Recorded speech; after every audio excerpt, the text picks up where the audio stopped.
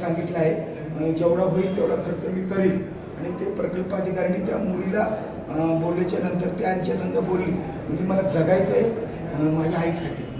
त्या मुलीचं ते ऐकून खूप वाईट वाटते. तर ती मुलगी ज्या टायमाला म्हणते मला फक्त जगायची ते माझ्या आईसाठी, माझ्या आईला गुण नाही अशी ती मुलगी म्हटली प्रकल्प अधिकाऱ्यांना. आणि प्रकल्प अधिकाऱ्यांना मी तशा प्रकारच्या सूचना दिल्या आहेत. त्यांचे वार्डन त्यांचे सगळे टीम इथं आले आहे आणि त्या पद्धतीनं मी त्यांना सांगितलं आहे का ह्या गोडेगाव प्रकल्पाच्या माध्यमातून कितीही खर्च होऊ द्या, किती लाख वैद्य होऊ द्या, परंतु त्या मुलीला जीवदान द्या. हे ऋषिकेश आमचं कार्यकर्ता आहे, त्यांची खरेदीसाठी नातेवाईक आहे म्हणजे मामाची पोरगी आहे.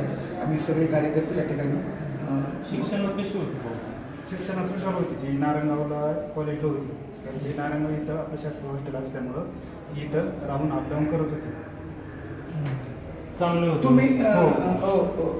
तुम्ही सांगा जरा कसं काय ती पडली, तुम्ही कशी अवतर दिली?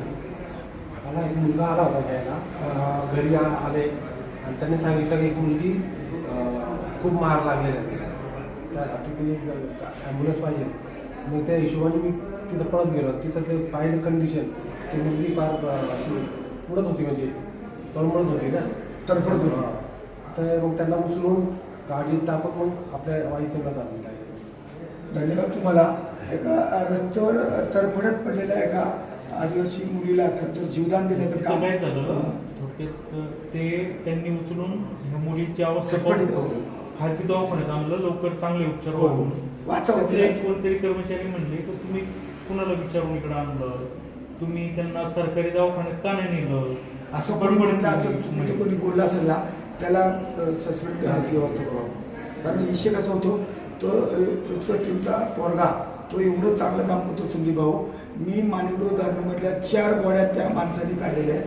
इकडं वर याला आपल्या कोपऱ्या मांडीवाला अक्षरशः सडलेली बॉडी धरणामध्ये ज्या टायमाला बुडून मृत्यू होतो त्या रिसोर्टमध्ये 1 नंबरचं काम करणारा तो पोरगा आहे.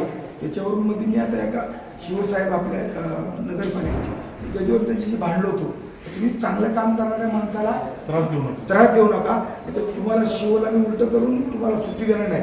हे शिवला मी त्या ठिकाणी दम दिला होता एक चांगले माझ्या भाषेमध्ये.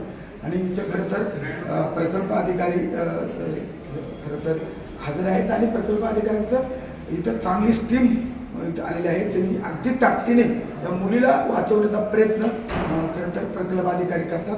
प्रकल्प अधिकाऱ्यांचं काम अगदी चांगलं आहे.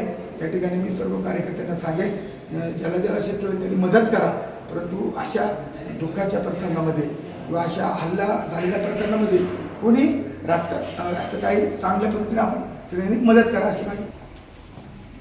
नमस्कार.